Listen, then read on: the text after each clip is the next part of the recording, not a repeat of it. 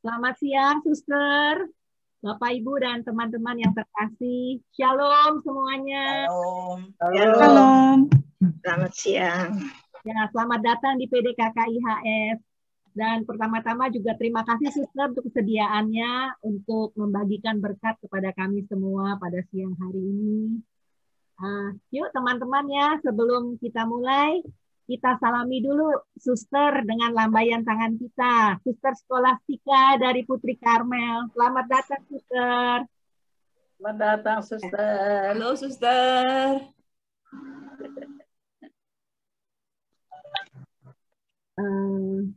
Bapak Ibu, sekarang kita di sini sedang ada protokol yang harus kita taati. Saat ini kita tidak bisa mengadakan puji-pujian, praise and worship secara live ya. Jadi siang hari ini puji-pujian kita akan dibantu oleh adik-adik mahasiswa dari Institut Santi Buana Bengkayang dari Kalimantan Barat. Wah, hebat. Ya, jauh-jauh kita sekarang dengan adanya Zoom kita bisa bertemu dari mana saja kita bisa bertemu di Zoom ini. Oke. Kita percaya meskipun hanya dengan rekaman, tapi pada saat kita menaikkan puji-pujian kita dengan segenap hati kita, Tuhan hadir, Tuhan bertahta di atas puji-pujiannya. Amin. Amin. Mari, mungkin nanti pada saat dimulai, host akan mem-mute ya semuanya ya, tapi kita tetap memuji. Keluarkan suara kita dengan segenap hati kita. Kita ikuti juga kalau ada gerakan-gerakan dari adik-adik mahasiswa ini. Sungguh menyemangati kita semua ya. Mari kita sama-sama memuji Tuhan kita. Tuhan.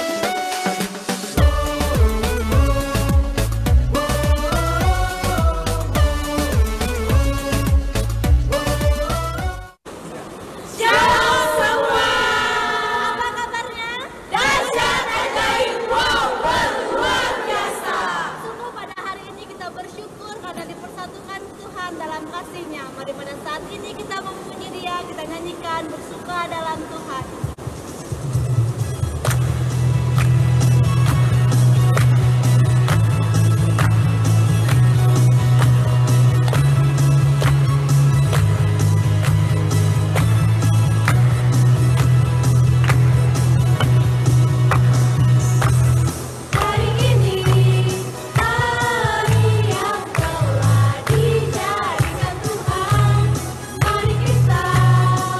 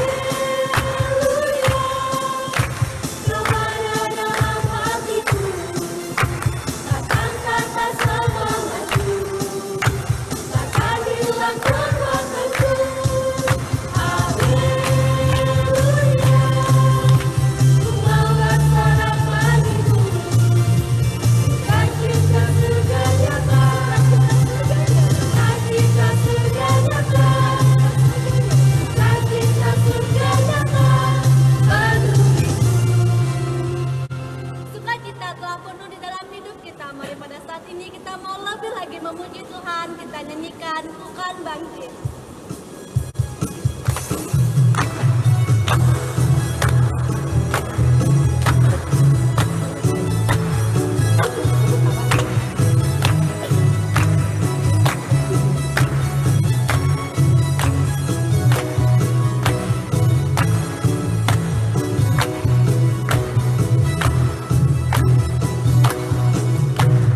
Mari kita semua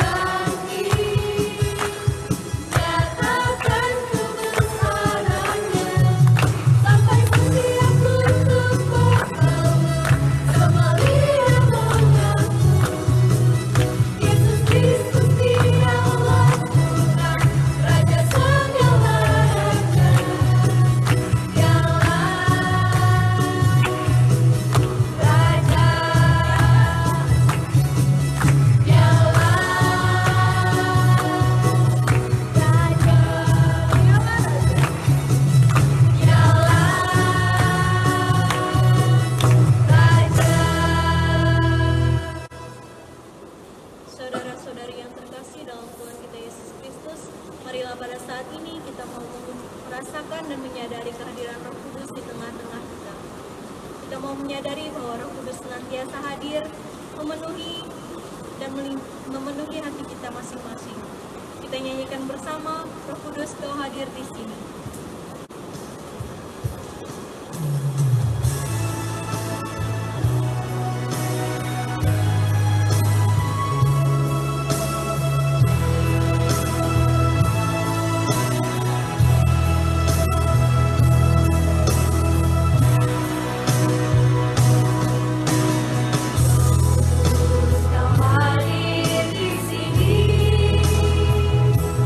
Roh Kudus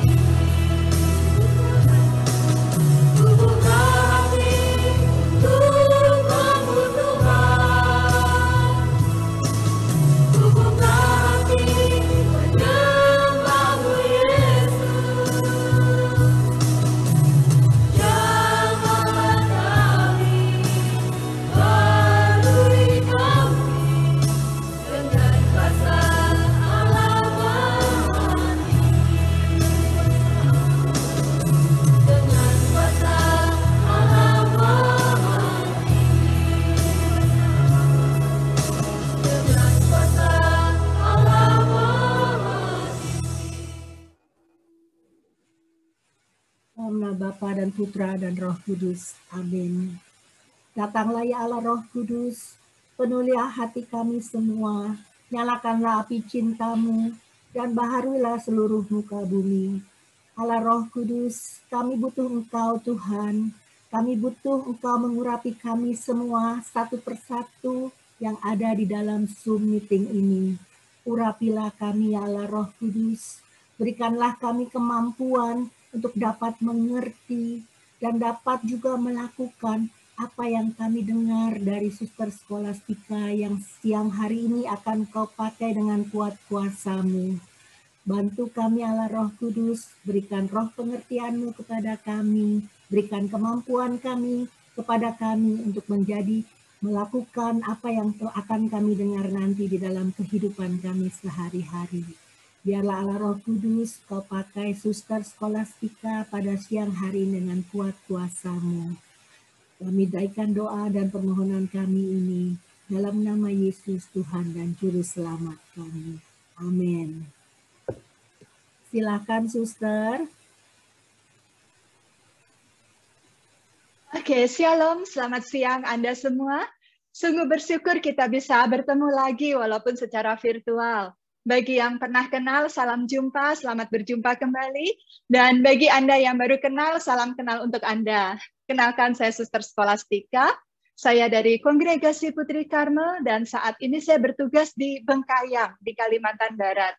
Saya mengajar di Institut Santibuana. Jadi Institut Santibuana ini didirikan oleh Romo Yohanes juga ya, dan dikelola oleh kami para Suster Putri Karmel dan para Romo serta Frater CSE. Jadi tadi yang puji-pujian adalah mahasiswa kami, kebetulan mahasiswa tingkat 4. Tapi ya namanya mahasiswa Institut Santibuana, mau tingkat 1, tingkat 2, tingkat 3, tingkat 4, asal dikasih mic suruh nyanyi pasti bunyi. Ya puji Tuhan, karena kita semua ciptaan Tuhan ya, jadi begitu diminta untuk memuji Tuhan, pasti kita akan tergerak untuk memuji Dia. Ya baiklah saudara-saudariku yang terkasih, pada saat ini kita akan bersama-sama berbincang mengenai bagaimana caranya supaya kita bisa bersatu dengan Tuhan. Karena sadar atau tidak sadar, semua orang itu pasti ingin bersatu dengan Tuhan, karena kita diciptakan oleh Tuhan. Karena itu izinkan saya untuk share screen.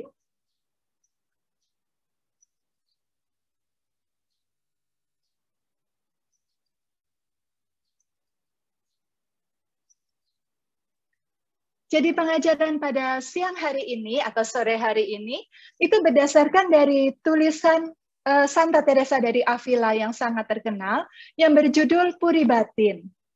Nah, sebelumnya saudara-saudariku, saya ingin mengajak Anda untuk melihat dulu situasi pada zaman ini. Apa yang terjadi sekarang ini? Kita lihat bahwa dunia itu sudah semakin lama semakin cemar. Maksudnya bagaimana? Kita bisa merasakan bahwa di dunia ini segala sesuatu itu menarik kita untuk semakin lama semakin jauh dari Tuhan. Entah itu internet, entah itu media sosial, entah itu lingkungan kerja kita, bahkan tidak jarang anggota keluarga kita sendiri. Anak-anak kita misalnya yang rewel di saat kita sedang berdoa, atau suami kita yang misalnya marah-marah kalau kita ke gereja, begitu ya. Jadi situasi itu seperti itu saat ini ya, dunia itu selalu menarik kita untuk jauh dari Tuhan. Nah, saudara-saudariku, apa yang terjadi apabila kita tidak kontemplatif? Maka kita akan habis tergilas oleh dunia. Oleh karena itu, supaya tidak terseret atau tidak tertarik oleh dunia yang membuat kita semakin jauh dari Tuhan, maka kita harus semakin hari semakin kontemplatif. Apa maksudnya kontemplatif? Yaitu jiwa kita memandang Tuhan dan kita mengalami bagaimana Tuhan memandang kita. Itulah jiwa yang kontemplatif. Nah, bagaimana caranya supaya kita bisa memiliki jiwa yang kontemplatif? Seperti seorang olahragawan ya, dia harus latihan terus agar dapat menjadi seorang atlet yang baik. Demikian juga jiwa kita perlu dilatih. Dan latihannya tidak lain dengan cara meditasi. Di dunia ini ada begitu banyak cara untuk meditasi. Tetapi ternyata tidak semua meditasi membawa kita untuk bersatu dengan Tuhan. Ada meditasi yang membuat kita berhenti hanya sampai di tahap membuat nafas kita lebih teratur, atau membuat kita lebih sehat, Atau bahkan ada yang lebih jauh lagi, tapi bukan membuat kita dekat sama Tuhan, tapi lebih dekat sama si jahat. Wah, serem juga ya. Nah, tapi kalau meditasi di dalam tradisi Karmel, itu akan menghantar kita menuju persatuan cinta kasih dengan Tuhan. Nah, saudara-saudariku yang terkasih, Santa Teresa dari Avila itu menggambarkan bahwa jiwa kita itu diciptakan oleh Tuhan dengan sangat indah, luar biasa indah. Bagaikan batu permata, bagaikan berlian ya, diamond. Nah, mengapa demikian? Karena jiwa kita itu seolah-olah memiliki banyak ruangan, dan setiap ruangan itu bisa memantulkan cahaya yang bisa bersinar-sinar luar biasa indahnya. Nah, oleh karena itu, karya dari tulisan Santa Teresa Avila ini diberi judul Puri Batin, karena jiwa kita itu seperti puri yang memiliki banyak ruang-ruang. Tidak heran Santa Teresa Avila mengambil contoh puri, karena Santa Teresa Avila hidup di Eropa pada zaman dulu yang para bangsawannya tinggal di puri-puri, begitu ya. Jadi sesuai dengan background budayanya dia. Nah, demikian juga digambarkan oleh Teresa Avila. Jadi jiwa kita ini memiliki banyak ruang-ruangan, ruangannya itu banyak sekali, lalu di pusat ruangan itu ada sumber cahaya yang luar biasa indah yang kilau kemilau. Nah, sumber cahaya ini bisa terpancar keluar sampai ruangan yang paling luar. Kalau ruangan-ruangannya itu bening seperti berlian. Tapi kalau misalnya ruangan-ruangan yang di luarnya itu hitam pekat, maka cahaya yang bersinar-sinar di pusat yang terdalam dari jiwa ini tidak terpancar keluar. Nah, di pusat jiwa kita atau di lubuk hati kita itu tidak lain bersemayam Allah Tritunggal yang Maha Kudus. Hati kita adalah Yerusalem surgawi dan anak domba Allah bersemayam di sana bersinar-sinar. Sekarang apakah dia terpancar keluar atau tidak? Itu tergantung bagaimana puri batin kita. Sama seperti figura dengan lukisan ya. Kalau figuranya buram sekali, kotor, hitam, penuh debu, seindah apapun lukisannya, kita tidak bisa lihat lukisan itu. Untuk bisa melihat keindahan lukisan, maka si figuranya harus dibersihkan. Nah, saudara-saudariku yang terkasih, karena itu puri batin ini menggambarkan perjalanan jiwa yang berjalan dari ruang ke ruang, dari ruang terluar, masuk ke ruang agak terluar, setengah luar, sampai ke ruang yang terdalam. Oleh Santa Teresa Avila, seluruh ruangan itu dibagi menjadi 7 ruangan besar. Ruang pertama itu yang paling luar, ruang ke-7 itu yang paling dalam. Nah, sekarang mari kita tengok satu persatu ruang demi ruang. Jadi kita bisa melihat bagaimana perjalanan jiwa dari ruang ke ruang. Di ruang yang pertama, apa yang terjadi? Ini berarti ruang yang paling luar ya. Di ruang yang paling luar, itu biasanya gambaran dari manusia yang belum memiliki hidup rohani. Manusia yang belum mengenal Tuhan. Jadi digambarkan oleh Santa Teresa Avila, ruangan yang paling luar itu gelap gulita, penuh dengan binatang-binatang melata yang menjijikkan, penuh dengan binatang-binatang yang beracun. Tapi karena dia berada dalam kegelapan, dia tidak merasa apa-apa ya, dia tidak merasa di tempat yang kotor. Ketika misalnya ada ular merayap-rayap di kakinya, dia pikir itu message gitu ya, pijatan gitu ya. Nah, jadi orang yang berada di tengah dosa, dia begitu menikmati hidupnya dan dia tidak menderita apa-apa. Dia tidak merasa bahwa dia berdosa. Karena itu saudara-saudariku, hati-hati kalau kita sudah merasa begitu menikmati dunia ini. Jangan-jangan kita sudah menjadi anak-anak dunia. Karena sebetulnya bukankah Yesus meminta kita untuk memikul salib dan menyangkal diri. Itu artinya sebetulnya selama kita hidup di dunia, idealnya seharusnya kita mengalami penderitaan. Karena apa yang ditawarkan dunia itu tidak cocok dengan nilai-nilai surgawi yang kita miliki. Kalau kita merasa oke dengan itu, bisa menikmati itu, jangan-jangan kita sudah jadi anak dunia, begitu. Nah, saudara-saudariku yang terkasih, bagaimana caranya untuk bisa meninggalkan ruang yang pertama ini? Orang bilang, kita orang Indonesia dari dulu sering dengar ya, bahwa Tuhan hanya sejauh doa. Dan itu betul sekali ya. Jadi untuk bisa masuk ke dalam ruangan-ruangan yang lebih dalam, jalan satu-satunya adalah doa. Tidak ada jalan lain. Orang yang tidak berdoa itu dia seolah-olah lumpuh, dia tidak bisa berjalan, dia tidak bisa maju. Dia hanya tetap berada di ruang pertama dalam kegelapan bersama ular-ular berbisa, binatang-binatang beracun, dan dia santai-santai saja begitu ya. Jadi ciri orang yang berada di ruang pertama ini doanya masih dangkal. Dia tidak pernah berdoa, atau mungkin berdoa tapi di mulut saja atau formalitas. Tapi pikiran dan hatinya itu lebih dipenuhi dengan hal-hal yang duniawi. Nah, saudara-saudariku yang terkasih, kalau misalnya kita ingin betul-betul sungguh-sungguh masuk ke dalam ruang yang kedua, ingin meninggalkan ruang yang pertama, maka kita harus berdoa. Ini adalah syarat yang mutlak, tidak bisa tidak. Nah, oleh karena itu, dalam hal inilah meditasi diperlukan. Jadi meditasi yang kita kenal antara lain doa Yesus begitu ya, dan menyerukan nama Yesus, Yesus begitu. Baik dalam waktu yang khusus, kita siapkan waktu yang khusus untuk doa Yesus, ataupun dalam keseharian kita. Kita menyadari kehadiran Tuhan, kita bercakap-cakap dengan Tuhan dalam hati, kita menyerukan nama Yesus ketika kita tidak sedang fokus memikirkan apa-apa. Itu akan membuat kita semakin dekat dengan Tuhan dan membawa jiwa kita dapat meninggalkan ruang yang pertama. Nah, saudara-saudariku yang terkasih, sebetulnya Zoom meeting ini adalah suatu fenomena yang langsung ngetren ya, tetapi ini adalah habitus yang baru karena adanya pandemi COVID-19. Dan tadi di awal pertemuan kan Anda saling menyapa, hai, halo, halo. Ya, saya ikut gembira ya dengan pertemuan ini ya. Jadi kita bisa bertemu walaupun yang satu di sana, satu di sini, bahkan saya di Bengkayang, Anda di Singapura, kita bisa ketemu begitu.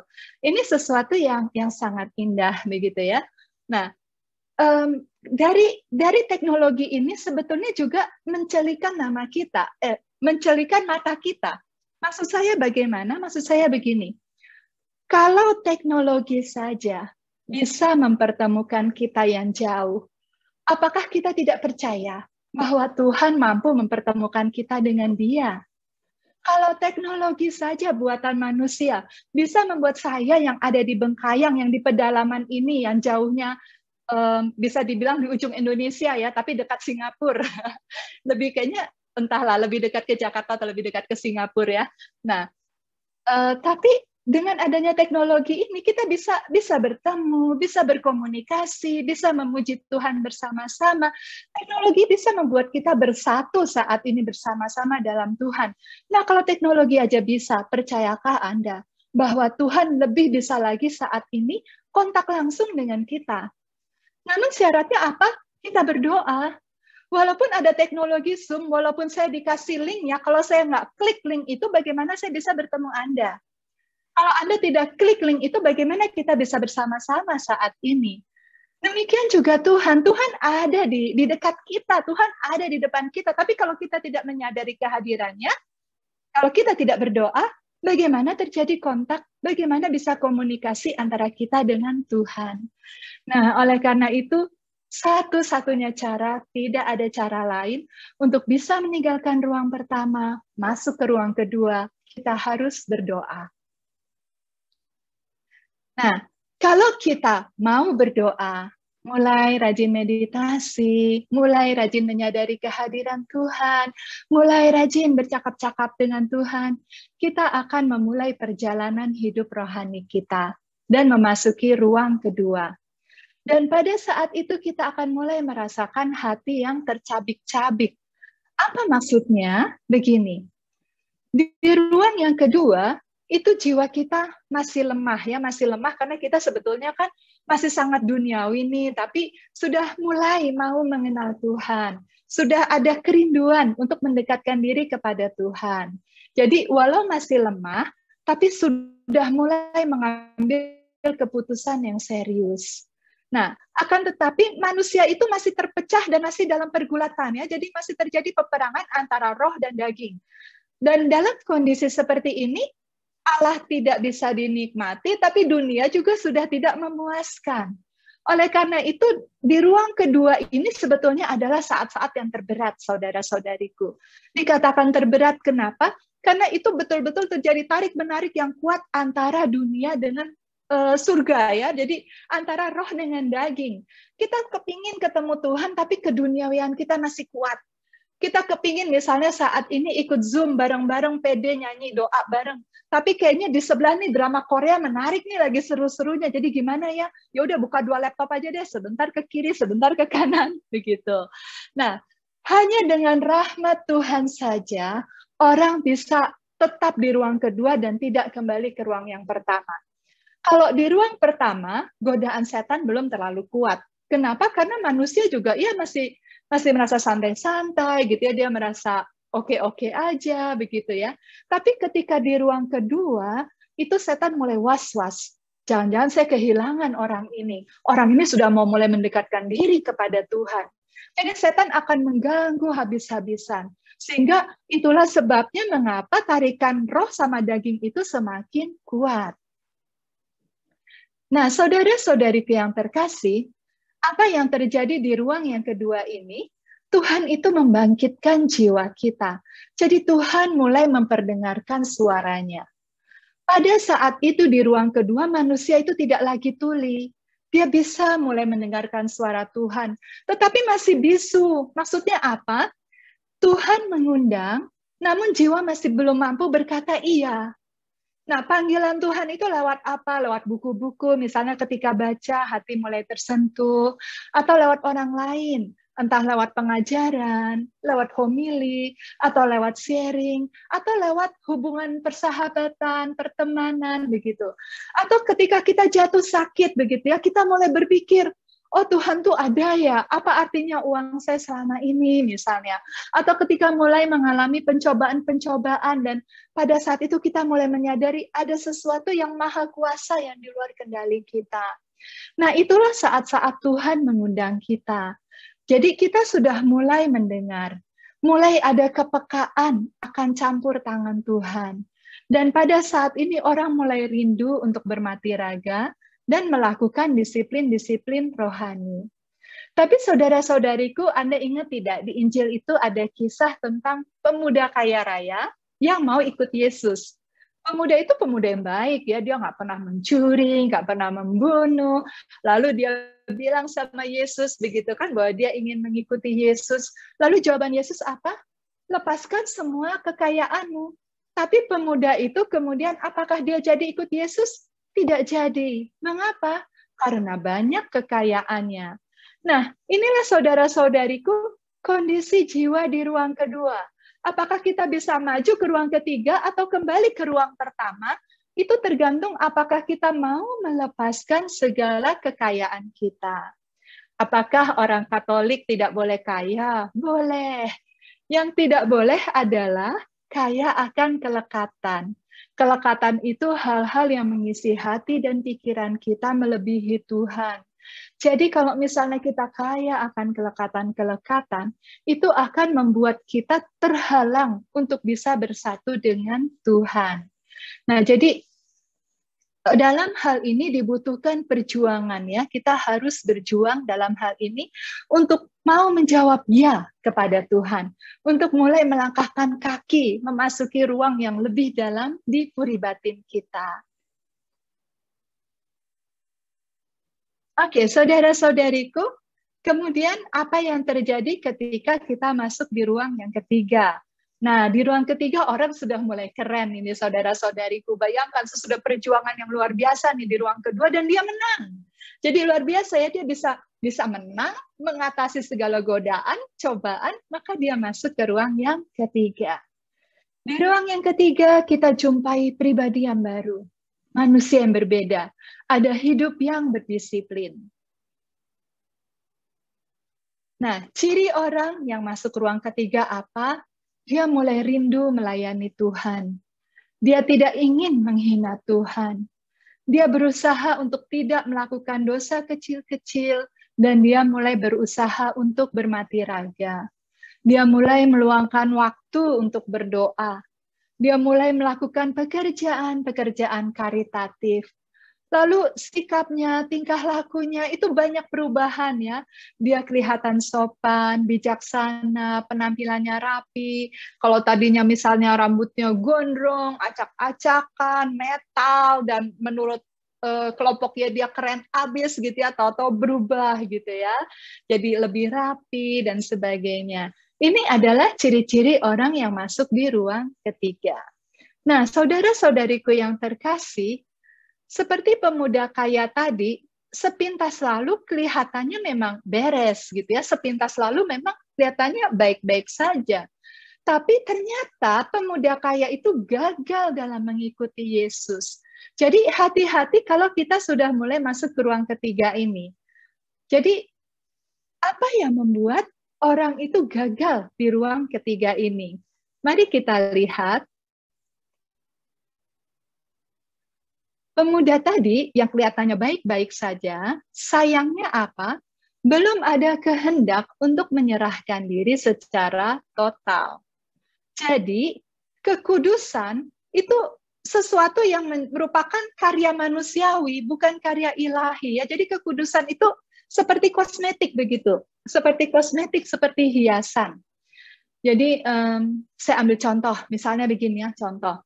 Ketika orang masuk di ruang ketiga, ketika dia datang ke gereja, misalnya ikut misa, lalu dia melihat ada yang lektor, kemudian timbul di hatinya kerinduan gitu ya untuk bisa lektor juga, sekedar supaya bisa berdiri lebih dekat dengan altar, lebih dekat dengan tabernakel, lebih dekat dengan Yesus. Itu tentu kerinduan yang suci ya. Lalu kemudian dia mendaftarkan diri jadi lektor gitu.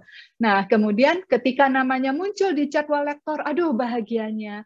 Bukan bahagia karena bisa mejeng, bukan, tapi karena bisa berdiri lebih dekat sama Yesus dan itu kerinduan dia begitu. Tapi ternyata apa? Ketika suatu hari dia sudah bahagia sekali mau maju lektor, namanya dicoret misalnya ya, namanya dicoret diganti orang lain. Lalu dia geram, dia sakit hati, dia tersinggung, harga diri terluka begitu. Nah, ini artinya belum ada kehendak untuk menyerahkan diri secara total. Nah, saudara-saudariku, sering sekali ya, cukup sering hal ini terjadi di antara orang-orang yang sudah mulai rajin pelayanan. Mungkin kita di ruang pertama sih sudah enggak gitu ya, kita enggak di pertama-pertama banget gitu ya. Di ruang kedua mungkin kita ya berhasil lewat, walaupun jatuh bangun, berusaha, berjuang, tapi berhasil lewat. Nah, di ruang ketiga nih sekarang kita sudah mulai rajin pelayanan, rajin ikut berbagai kegiatan-kegiatan rohani, begitu ya. Rajin berdoa, rajin baca kitab suci, tetapi kok kita jadi semakin mudah tersinggung, semakin sering konflik, begitu ya. Jadi kalau misalnya kita punya pendapat, dan ternyata pendapat kita tidak digubris, tidak didengar, rasanya sakit hati. Atau kita sudah berkorban nih, misalnya kita melayani, berkorban habis-habisan, korban waktu, korban tenaga, korban pikiran sih nggak dikorbanin sebetulnya ya, disumbangkan. Terus korban apa lagi? Korban uang begitu. Dan sesudah habis-habisan begitu, ternyata tidak ada yang gubris, tidak ada yang peduli, tidak ada yang terima kasih begitu. Rasanya kita sedih, kita kecewa begitu. Nah, saudara-saudariku yang terkasih, hati-hati kalau kita mengalami hal yang seperti ini, itu berarti itu lampu kuning. Lampu kuning apa? Kita terhenti, stuck hanya sampai di ruang ketiga. Tidak bisa lepas dari ruang ketiga. Mengapa begitu? Karena belum ada kehendak untuk menyerahkan diri secara total. Syaratnya di sini, atau bukan syarat ya, resepnya di sini, kalau kita melakukan pelayanan, terus sesudah itu dalam hati kita segera saja berseru, aku ini hamba yang tidak berguna. Jadi yang namanya hamba tidak berguna kan, kita harus bekerja yang sebaik-baiknya, namanya juga seorang hamba. Jadi seorang hamba itu harus memberikan yang terbaik. Tapi yang namanya seorang hamba, ya tidak perlu diterima kasihkan, begitu ya. Cukup asal Tuhan kita merasa puas dengan pekerjaan kita, ya puji Tuhan. Dan Tuhan kita bukankah tidak lain adalah Tuhan sendiri yang mempunyai kebun anggur, yang memiliki ladang pelayanan ini. Sehingga tidak heran Santo Paulus itu berkata, upahku adalah melayani tanpa upah. Nah, jadi itulah sebetulnya yang harus selalu tertanam di dalam hati kita. Tidak ada yang terima kasih, puji Tuhan. Ada yang memuji, ya puji Tuhan. Kalau kita bisa itu kan karena Tuhan. Kalau misalnya kita salah, ya minta maaf, berusaha memperbaiki, lalu serahkan kepada Tuhan, gitu ya. Tidak usah dipikirkan lagi. Nah, dengan demikian, kekudusan itu jadinya bukan kosmetik, gitu ya. Jadi banyak orang yang kalau di ruang ketiga ini, kekudusannya itu jadi seperti kosmetik. Jadi, oh, saya mau memuji Tuhan supaya kelihatan suci. Saya mau rajin ke gereja supaya kelihatan suci. Saya mau melayani supaya kelihatan suci. Nah, kelihatan suci itu kan supaya kelihatan indah begitu. Jadi, kekudusan itu kosmetik dan itu tidak berharga di mata Tuhan. Itu akan membuat kita stuck hanya sampai di ruang ketiga. Dan hati-hati, yang namanya perjalanan hidup rohani itu sebetulnya tidak ada kata stuck. Kalau kita berhenti, kalau kita diam dalam perjuangan hidup rohani, itu berarti kita mundur. Mengapa? Karena pada saat kita diam, si jahat itu akan langsung menarik kita untuk mundur ke belakang. Nah, karena itu saudara-saudariku, di ruang ketiga ini, kita harus hati-hati dengan bahaya kemunafikan. Jadi, jangan sampai kita seperti orang Farisi. Farisisme itu merupakan godaan terbesar di ruang yang ketiga ini. Jadi kita merasa suci, merasa baik, merasa lebih suci dari orang lain. Nah, itu yang harus kita waspadai. Nah, kenapa kita harus waspada? Karena kalau kita tidak waspada, di ruang yang ketiga ini kita akan merasa puas diri.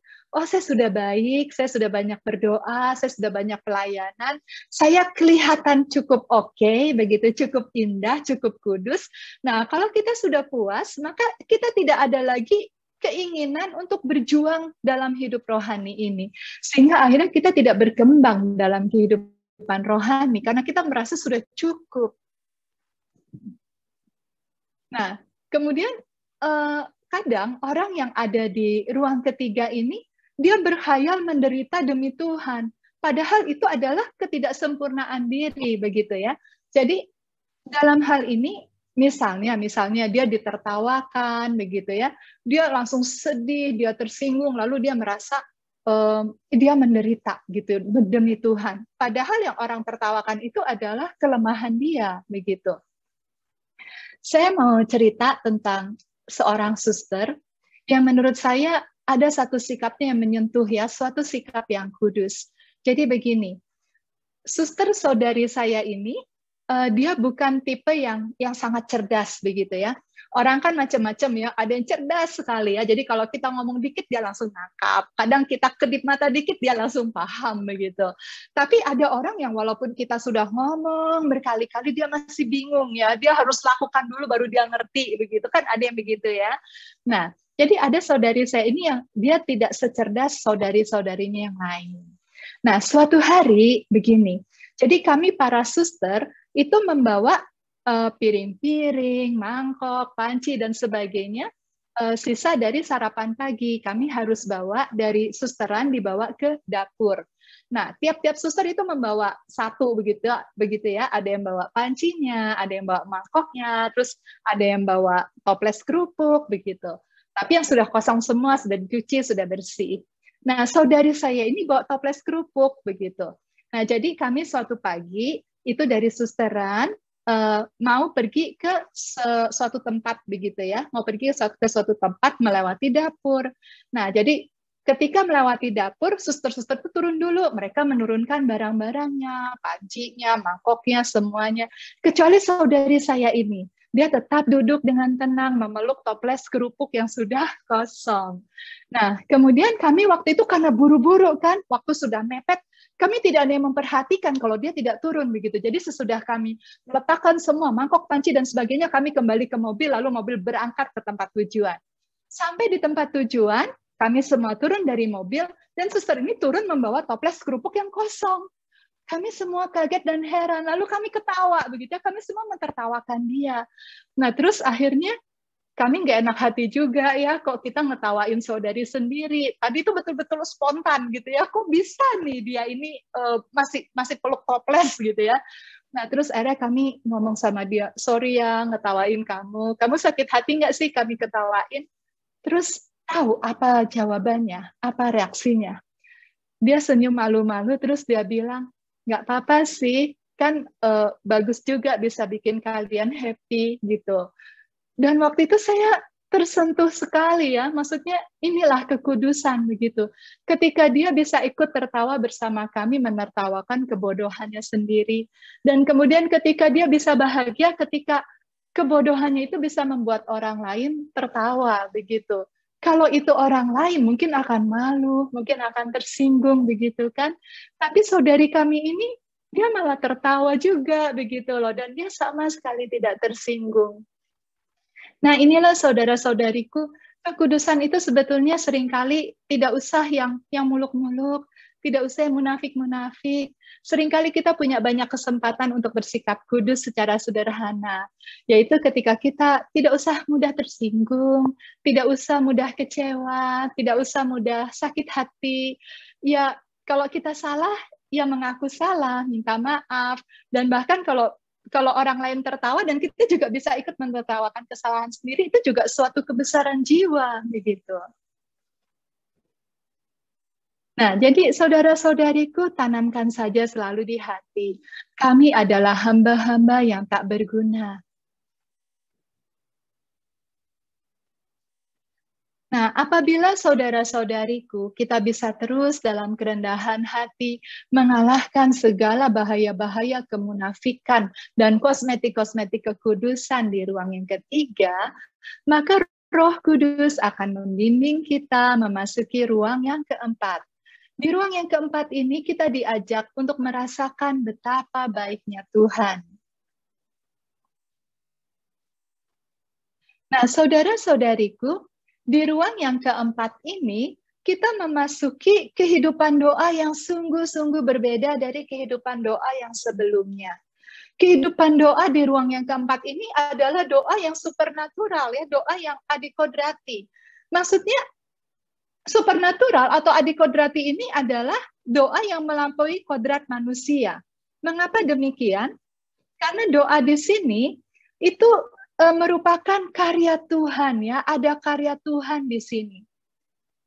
Jadi Allah saat itu menjadi begitu nyata.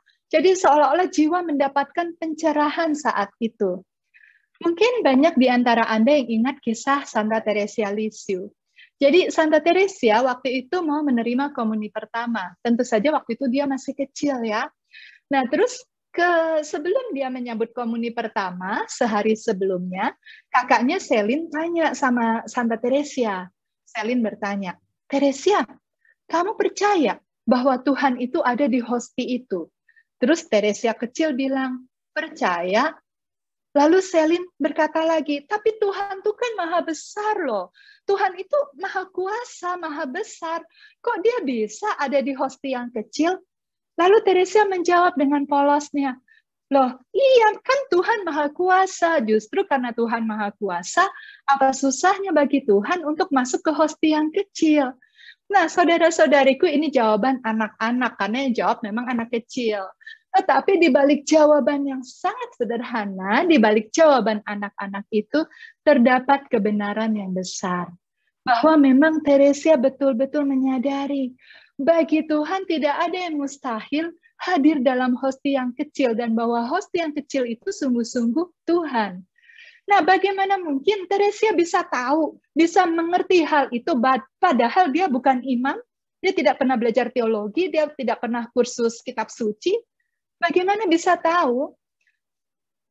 Dari riwayat Teresia, kita bisa membaca bahwa Teresia sejak kecil sekali itu sudah masuk dalam kontemplasi.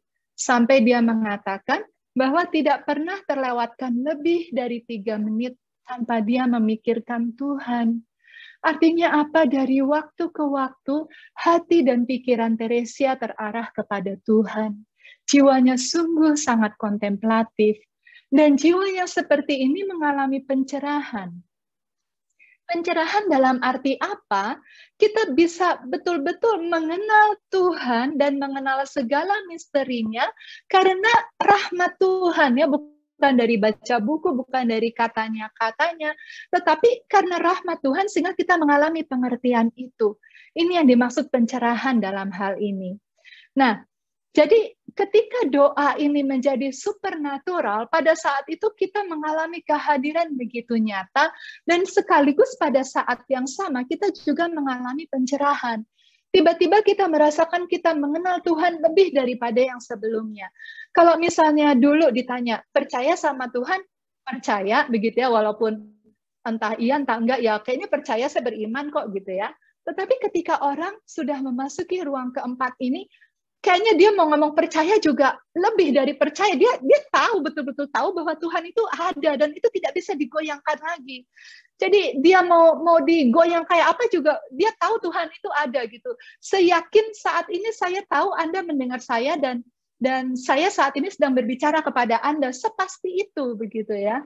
Nah, jadi itulah saat-saat ketika jiwa itu berada di ruang yang keempat. Tuhan itu sungguh-sungguh nyata. Dan pada saat itu, ketika jiwa melakukan meditasi, ketika dia menyebutkan nama Yesus, Yesus, doa hening itu menjadi sungguh-sungguh penuh keheningan, penuh istirahat, begitu ya. Dalam arti ini, keheningan itu bukan keheningan yang kosong, tapi keheningan yang penuh. Tapi istirahat, ya, istirahat di sini dalam arti tidak lagi pikirannya itu loncat ke sana, loncat ke sini, tetapi betul-betul tenang dan penuh, begitu. Ini adalah ciri-ciri orang yang memasuki ruang yang keempat. Nah, saudara-saudariku, apa syarat-syaratnya agar kita bisa masuk ke ruang yang keempat ini? Syarat-syaratnya tidak lain adalah kerendahan hati. Kerendahan hati inilah yang akan membawa kita langsung ke pusat istana atau pusat puri batin kita. Tanpa kerendahan hati, kita akan berputar-putar dengan diri sendiri terus, begitu. Kerendahan hati itu akan membuat kita tetap kecil dan membuat kita membiarkan Roh Kudus membimbing kita, menuntun kita langkah demi langkah. Kita sadari bahwa tanpa Roh Kudus, tanpa rahmat Tuhan, kita tidak bisa apa-apa. Nah, saudara-saudariku, di saat ini, mengapa di ruang keempat ini dikatakan kita dapat merasakan betapa baiknya Tuhan? Karena pada saat itu indera rohani kita mulai menjadi aktif dalam keheningan batin, terutama indera perasa dan indera pencium.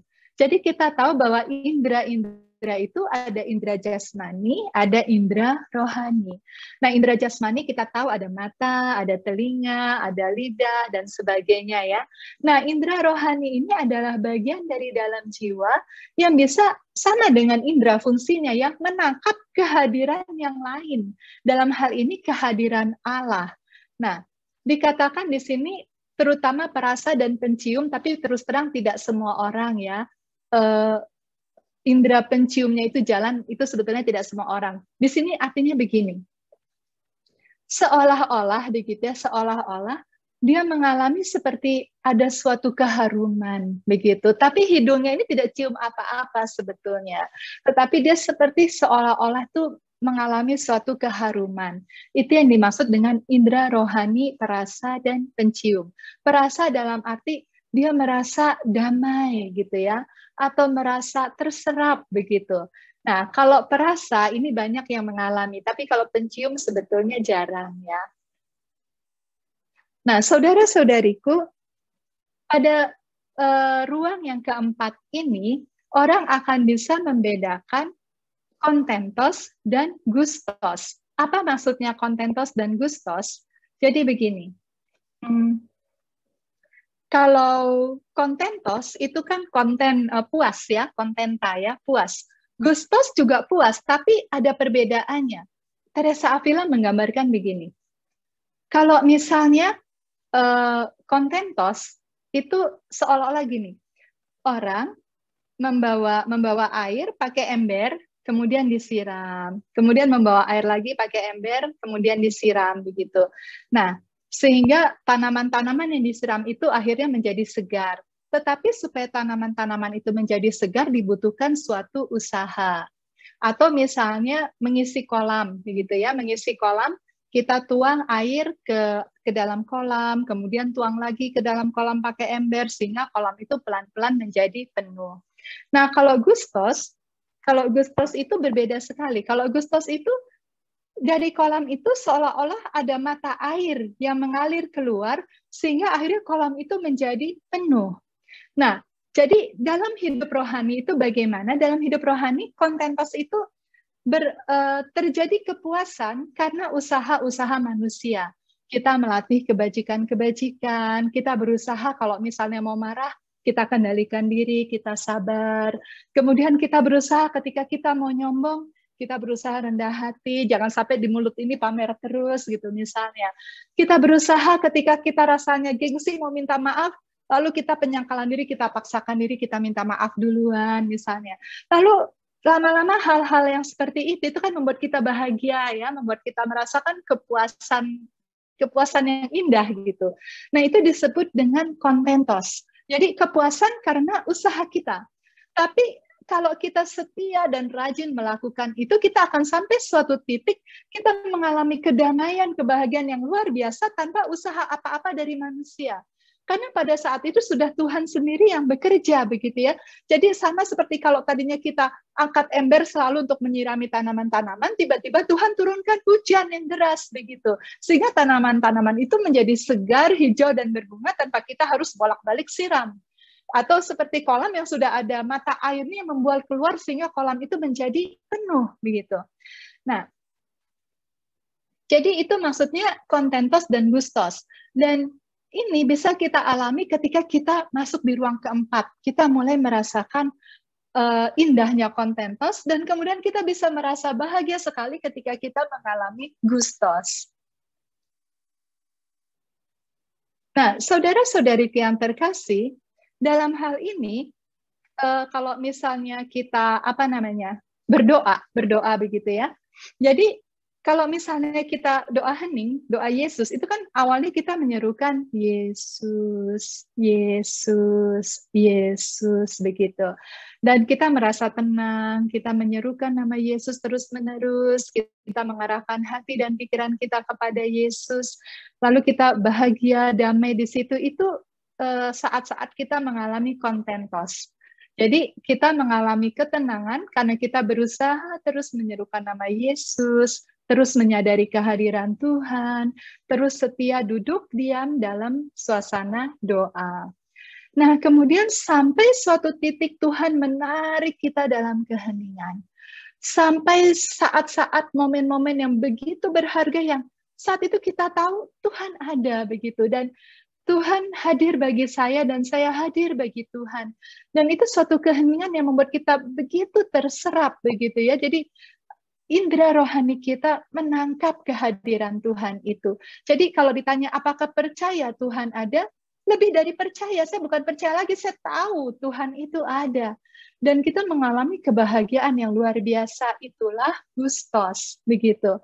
Jadi baik dalam kehidupan sehari-hari maupun ketika kita berdoa di ruang keempat ini, kita bisa mengalami kontentos dan gustos. Nah, kemudian saudara-saudariku,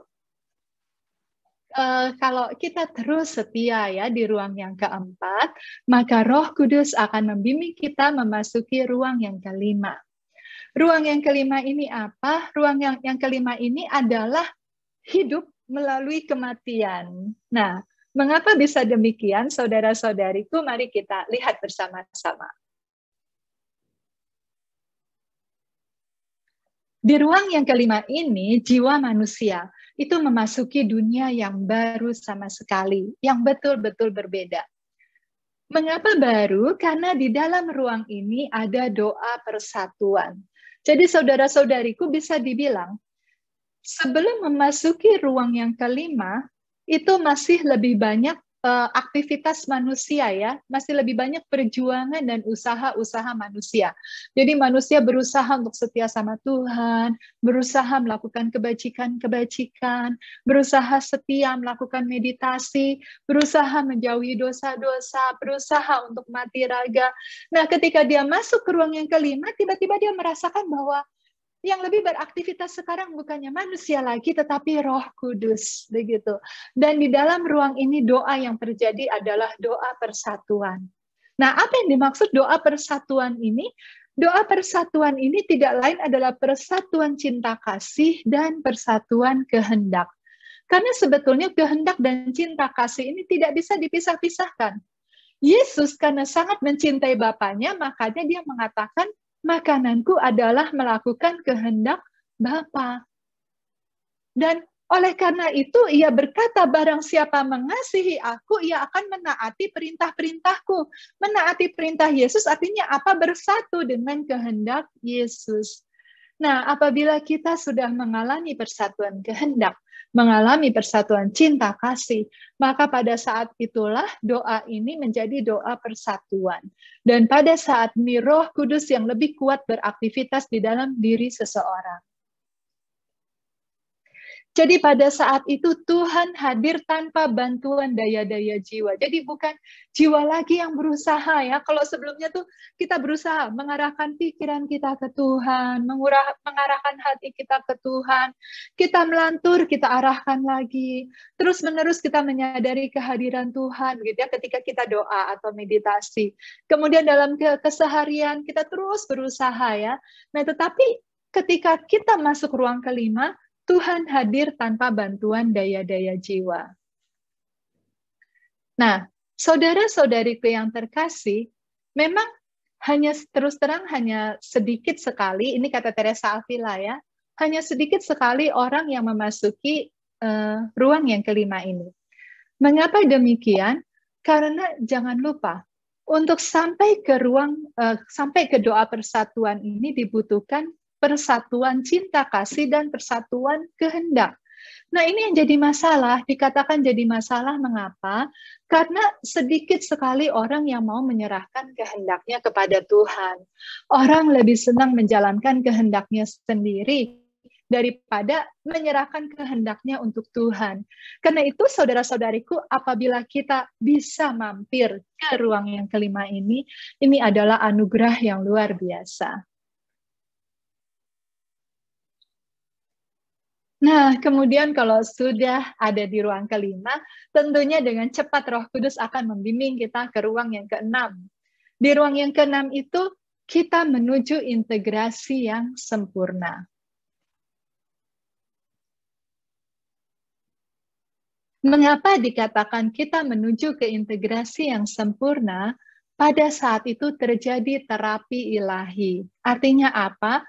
Psikis manusia itu mengalami perombakan yang sangat mendalam. Jadi tadi kita lihat di ruang kelima itu kan terjadi penyerahan kehendak ya. Jadi biarlah kehendak Tuhan saja yang menguasai kehendak kita. Seperti kata Bunda Maria, terjadilah padaku menurut perkataanmu.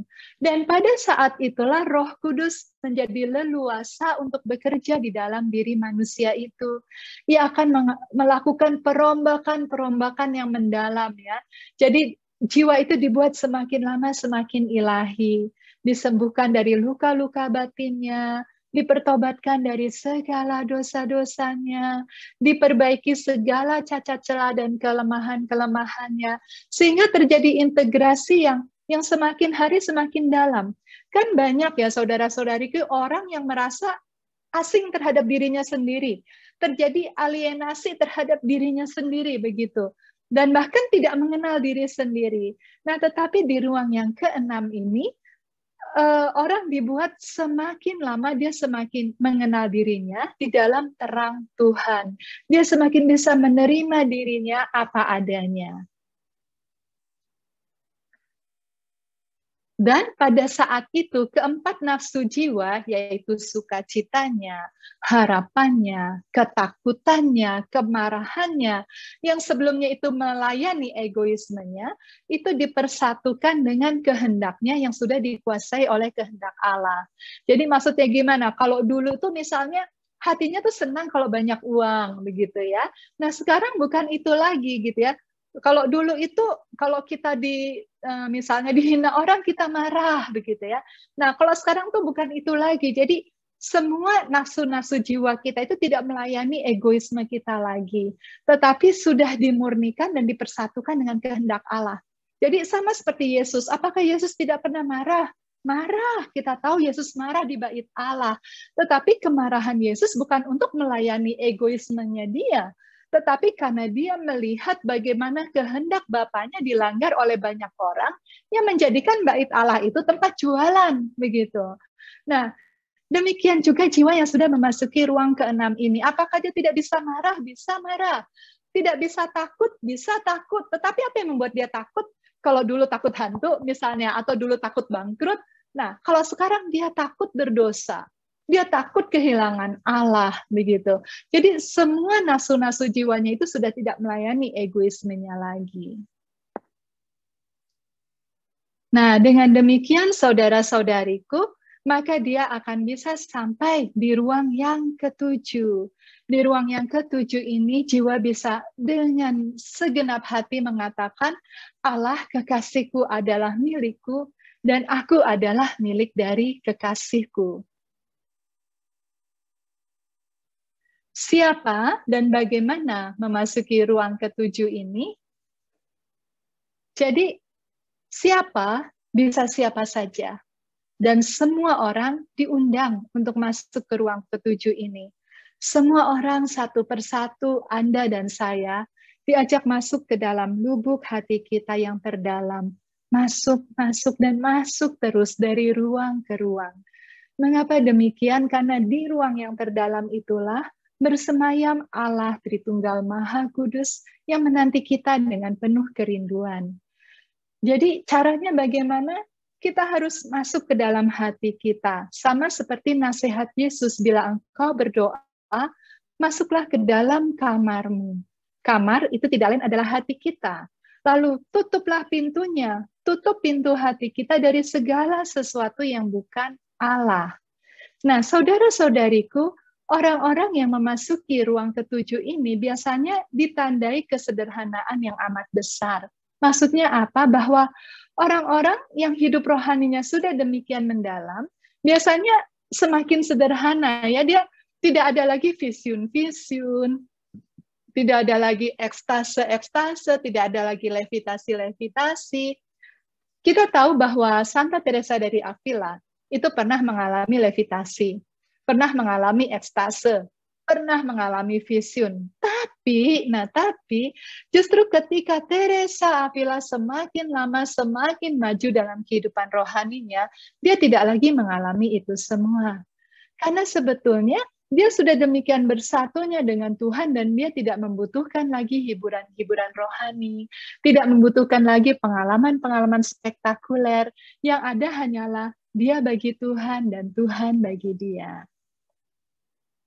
Nah, demikianlah saudara-saudariku, sedikit yang bisa saya bagikan mengenai puri batin ini, apa yang dijelaskan oleh Santa Teresa Avila. Dan rasanya sangat kurang kalau kita hanya mendengarkan pengajarannya saja, tetapi kita perlu saat ini untuk coba masuk ke dalam doa, untuk coba menyadari kehadiran Tuhan. Karena itu saya akan mengajak Anda untuk bersama-sama mengheningkan diri di hadapan Tuhan lewat pengendapan yang akan dibimbing oleh seorang suster saudari saya.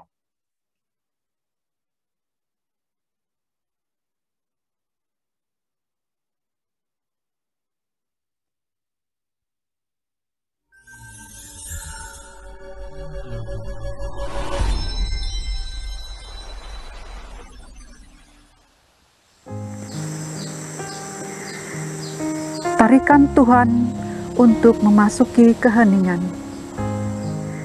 Saudara-saudariku yang terkasih, marilah saat ini kita masuk di dalam doa. Kita mau datang kepada Tuhan untuk menyadari kasih dan kehadirannya. Secara khusus, kita mau tinggal bersama Tuhan di dalam keheningan. Dalam nama Bapa dan Putra dan Roh Kudus. Kami sungguh bersyukur kepadamu ya Tuhan, karena Engkau memberikan waktu ini untuk kami datang kepadamu. Sebelum kami melangkah datang kepadamu, Engkau yang telah terlebih dahulu merindukan kami. Terima kasih ya Yesus, karena Engkau menyatakan kepada kami kasih-Mu yang tiada batas. Kasih-Mu yang menarik kami untuk semakin mendekat dan mengenal Engkau. Saat ini ya Tuhan Yesus, biarlah Engkau hadir mencurahkan rahmat dan kasih-Mu bagi kami masing-masing, untuk membawa kami lebih dalam di dalam keheningan. Seperti Engkau hadir bagi Elia dalam angin sepoi-sepoi basah, biarlah Engkau juga hadir saat ini bagi kami. Singkirkanlah segala sesuatu yang mengganggu kami untuk mengalami kehadiran-Mu yang penuh kasih dan menyelamatkan. Sadarilah Yesus yang hadir memandang Engkau. Dia merindukan Engkau tinggal di dalam Dia. Sebagaimana dikatakan Santo Yohanes, seperti Bapa telah mengasihi aku, demikianlah juga aku telah mengasihi kamu. Tinggallah di dalam kasih-Ku itu.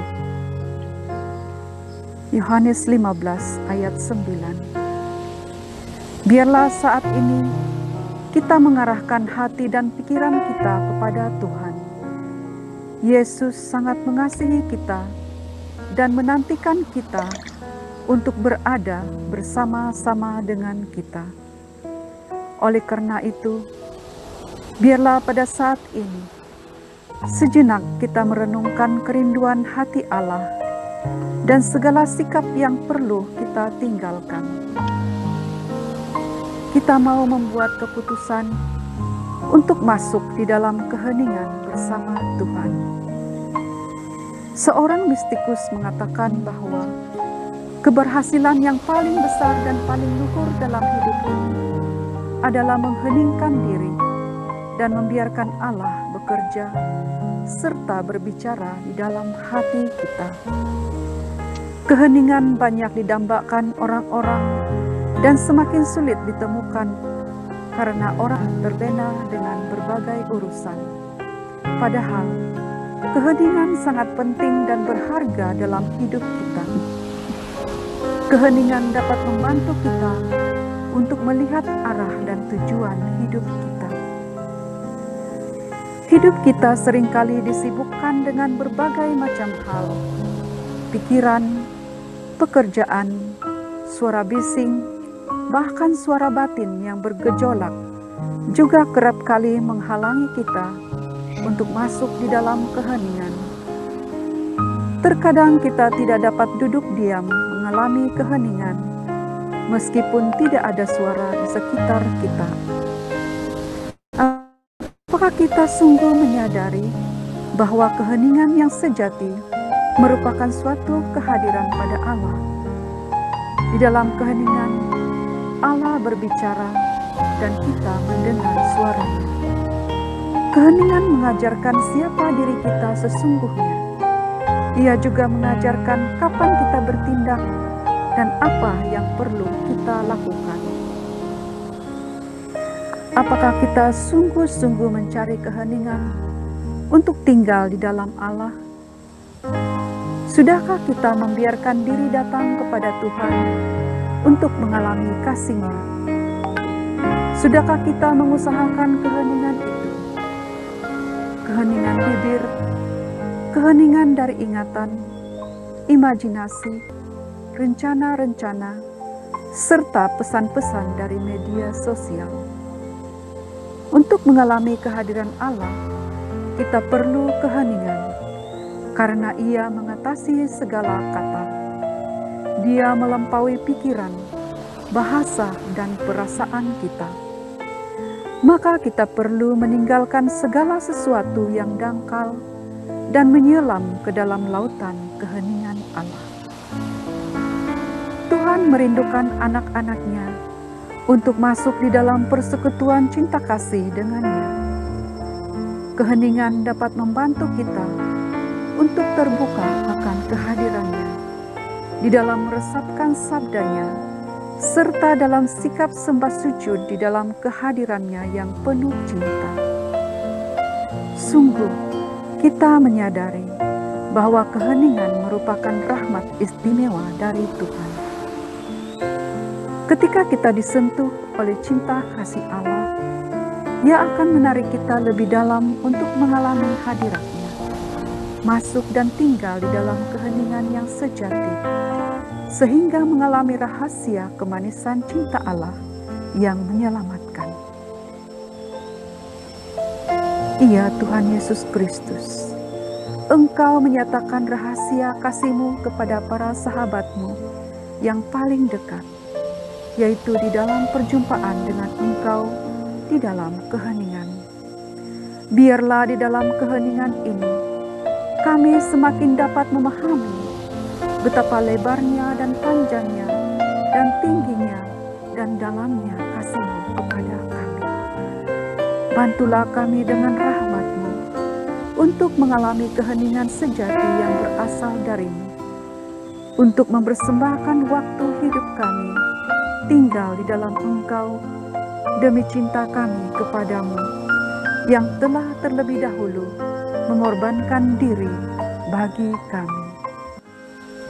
Terima kasih ya Tuhan Yesus, karena Engkau mengasihi tanpa batas, dan kami bersyukur untuk waktu ini, saat yang penuh rahmat, di mana kami membiarkan diri hening di hadapan-Mu, meninggalkan segala keributan dari diri kami sendiri, dan datang kepada-Mu. Cinta kasih-Mu lah yang menarik kami masuk di dalam keheningan. Kami serahkan diri kami dan keluarga kami di dalam tangan kasih-Mu. Biarlah Engkau yang tetap tinggal meraja dan menaungi hidup kami, karena Engkaulah Tuhan dan pengantara kami yang hidup dan berkuasa kini dan sepanjang masa. Marilah kita naikkan rasa syukur kita kepada Tuhan. Kita nyanyikan lagu syukur. Salam Maria, penuh rahmat, Tuhan sertamu. Terpujilah Engkau di antara wanita, dan terpujilah buah tubuhmu Yesus. Santa Maria, Bunda Allah, doakanlah kami yang berdosa ini, sekarang dan waktu kami mati. Amin.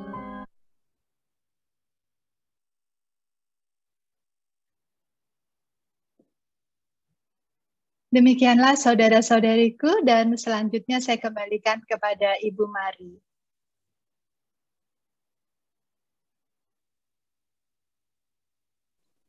Mari masih mute. Sorry. Suster, ada yang bertanya? Apa Suster masih ada waktu untuk menjawab, Suster? Silahkan Bu Mari. Silahkan ya, sebentar ya Suster. Ada yang bertanya. Ada yang bertanya dari Mary Lucia, apa maksudnya berhayal menderita untuk Tuhan padahal ketidaksempurnaan diri? Bisakah Suster kasih contoh? Oke, saya langsung kasih contoh aja ya. Ya. Jadi misalnya begini, misalnya ada seseorang, orang ini suka sekali makan gitu ya, jadi dia punya kelemahan yaitu rakus gitu. Dan teman-temannya sudah tahu dia itu suka sekali makan. Nah, suatu hari dia pergi makan bersama teman-temannya. Nah, kemudian makan bersama nih, wah banyak makanan, datang ke meja, mereka makan di restoran misalnya. Nah, kemudian karena teman-temannya tahu dia ini rakus dan doyan makan, lalu teman-temannya sengajain tuh makanan-makanannya didorongkan ke dia gitu ya, ke arah dia gitu loh, biar dia yang habiskan gitu. Nah, waktu itu dia bilang, ya udah deh, demi kalian deh, daripada nggak habis kan sayang makanan dibuang gitu loh. Dia merasa seolah-olah dia tuh berkorban demi Tuhan gitu loh, daripada makanan dibuang. Padahal emang dia rakus gitu loh. Jadi itu contoh sederhana ya, bahwa orang yang di ruang ketiga itu suka gaya-gaya tuh, merasa dia menderita demi Tuhan, padahal itu memang kelemahan dia gitu. Itu contohnya gitu. Semoga cukup jelas. Terima kasih, Suster. Ya. Sebentar saya lihat lagi ya, Suster.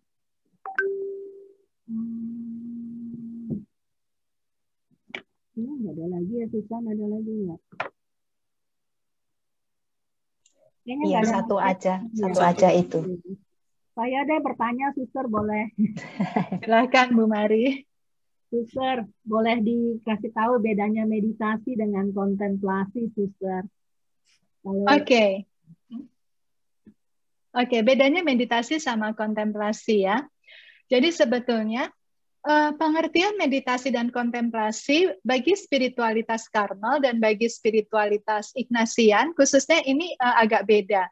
Jadi begini, apa yang dimaksud kontemplasi itu oleh Ignatian dianggap meditasi, sebaliknya yang dianggap meditasi oleh Karmel dianggap kontemplasi oleh Ignatian, begitu. Nah, saat ini saya akan menjelaskan secara Karmel. Jadi kalau di dalam Karmel, meditasi itu masih di levelnya kontentos, begitu ya. Jadi di situ kalau ketika kita meditasi itu ada usaha manusia. Contohnya meditasi itu apa? Macam-macam. Misalnya doa Yesus ketika kita menyerukan Yesus, Yesus, begitu.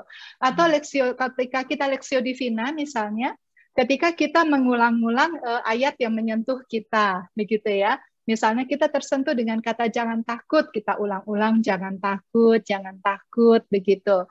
Nah, itu adalah meditasi. Jadi masih usaha manusia yang tentu saja tetap mendatangkan kedamaian dan ketenangan ya. Nah, tetapi ketika jiwa ditarik masuk dalam keheningan sehingga saat itu jiwa memandang Allah dan Allah memandang jiwa, begitu ya, masuk dalam keterserapan kehadiran Allah, itulah yang dimaksud dengan kontemplasi, dan itu ada di level gustos. Jadi pada saat itu lebih aktivitas Roh Kudus itu lebih besar daripada aktivitas manusia. Jadi seolah manusia itu sudah tidak ada aktivitas apa-apa lagi, begitu. Itu bedanya meditasi dan kontemplasi. Nah, tanya lagi boleh, Suster? Iya, silakan Bu Mari. Gitu. Kan kalau di karismatik kan orang kan biasanya kan banyak pakai bahasa roh ya, Suster ya. Nah, bahasa roh dalam hati. Nah, saya pernah dengar bahasa roh itu adalah salah satu doa kontemplatif tapi yang berisik. Itu apa? Apakah benar, Suster, itu termasuk doa kontemplatif yang berisik? Kenapa disebut berisik gitu loh, Suster? Gitu. Tahu juga. Iya, betul sekali. Jadi awalnya ada seorang kudus yang bernama Abbas Lazarus. Abbas Lazarus itu mengatakan bahwa bahasa roh ini juga bisa bermuara kepada kontemplasi. Nah, mengapa demikian? Karena ketika kita doa dalam bahasa roh, itu kan awalnya memang ada usaha manusia dulu ya, karena tidak mungkin kan Roh Kudus itu punya tangan fisik yang langsung datang ke lidah kita, menggerakkan lidah kita, begitu ya. Jadi mau nggak mau memang ada inisiatif kita untuk memulai doa bahasa roh. Nah, tetapi kan kemudiannya bukan kita yang mengatur kata-kata yang keluar seperti apa bunyi. Itu kan bukan kita, begitu ya. Kita mengalir saja begitu mengikuti. Nah, cukup sering terjadi karena kita ketika kita doa dalam bahasa roh itu kan kita mengangkat hati ke Tuhan, kita tidak lagi memikirkan ini dan itu, lepas dari segala gagasan-gagasan, sehingga kita ditarik ke dalam kontemplasi, begitu. Saat itu hanya menyadari kehadiran Tuhan, saya hadir bagi Tuhan, Tuhan hadir bagi saya. Nah, pertanyaannya kan kenapa disebut berisik, begitu. Nah, karena berbeda dengan misalnya doa Yesus itu kan menyerukan nama Yesus dalam hati, Yesus, Yesus, begitu. Nah, ketika doa bahasa roh, itu bisa juga sebetulnya dalam hati, bukannya tidak bisa. Tetapi banyak orang juga yang berbahasa roh dengan mengucapkan, begitu ya, bersuara maksud saya. Nah, sehingga disebut berisik, begitu. Ya, seperti itu Bu Mari, tapi betul sekali, bahasa roh bisa bermuara pada kontemplasi. Oke, baik. Terima kasih, Suster. Sama-sama. Thank you sekali, Suster. Dari yang tahap-tahapnya lebih deeper lagi ya, Suster ya. Kalau waktunya banyak ya, dari tahap. Oh iya, lagi. sebetulnya bisa 1 ruang 1 jam itu. Oh, seperti itu ya, Suster ya. Ya. Ada pertanyaan lagi, Mari? Oh, ada lagi. Masih ada pertanyaan lagi? Oh, boleh. Sebentar ya. Masih ada waktu, Suster? Silakan. Sebentar ya, Suster. Saya lihat dulu ini. Oh, ini ada yang bertanyanya ini. Kalau meditasi dan kontemplasi menurut Ignatian, Suster. Karena di karismatik, spiritualitas Karmel dan Ignatian banyak di-share ke PKK. Jadi tadi kan Suster sudah menjelaskan yang dari Karmel, sekarang maunya yang mau penjelasan dari Ignatian, Suster. Oh ya, maksudnya kalau yang Ignatian itu sebaliknya gitu ya. Jadi yang dimaksud kontemplasi di Karmel itu dikatakan meditasi di Ignatian gitu. Jadi maksudnya sebaliknya. Jadi saya ambil contoh misalnya begini. Misalnya ketika kita baca kitab suci, lalu kita misalnya baca Mazmur 23 begitu ya, kita baca Tuhanlah gembalaku, lalu kita membayangkan gitu ya, kita membayangkan kita ada di padang rumput yang hijau, kemudian kita membayangkan ada Yesus duduk di atas batu begitu ya. Nah, ketika kita membayangkan itu kan ada usaha kita ya, usaha manusia. Nah, jadi di dalam Ignatian itu disebut kontemplasi begitu. Jadi karena masih ada usaha manusianya, sementara kalau di Karmel kalau masih ada usaha manusianya disebut meditasi begitu. Begitu sih, maksudnya pengertiannya terbalik begitu saja. Kalau ditanya siapa benar siapa salah, tidak ada yang benar, tidak ada yang salah ya. Itu karena tradisi aja begitu. Ya. Baik, semoga jelas ya penerangan dari Suster. Ada apa lagi? Ada satu lagi, Mari, dari Ibu Lemi, itu ketinggalan, Mari. Di atasnya pertanyaan yang tadi. Tadi yang bertanya, sorry saya aku nggak bacain tadi. Masih ada 3 lagi, Mari. 3 lagi. Suster, bagaimana caranya kita mengatasi ketakutan-ketakutan yang muncul dalam diri pada saat kita mau menyatukan kehendak kita dengan kehendak Tuhan? Iya, itu wajar ya, itu betul-betul manusiawi banget gitu ya, karena kita takut kan, deg-degan juga kehendaknya Tuhan apa nih. Nah, untuk mengatasi ketakutan itu adalah kita harus percaya bahwa Tuhan mencintai kita. Nah, karena Tuhan mencintai kita, maka yang diinginkan bagi kita adalah selalu yang terbaik, begitu. Nah, jadi dalam hal ini dibutuhkan iman. Ibu mana yang ingin anaknya ancur-ancuran, begitu kan? Dalam Injil juga dikatakan bapak mana yang memberikan ular kalau anaknya minta roti, begitu. Jadi apalagi kita yang percaya ya, apalagi Allah Bapa di surga, dia akan memberikan Roh Kudus, begitu.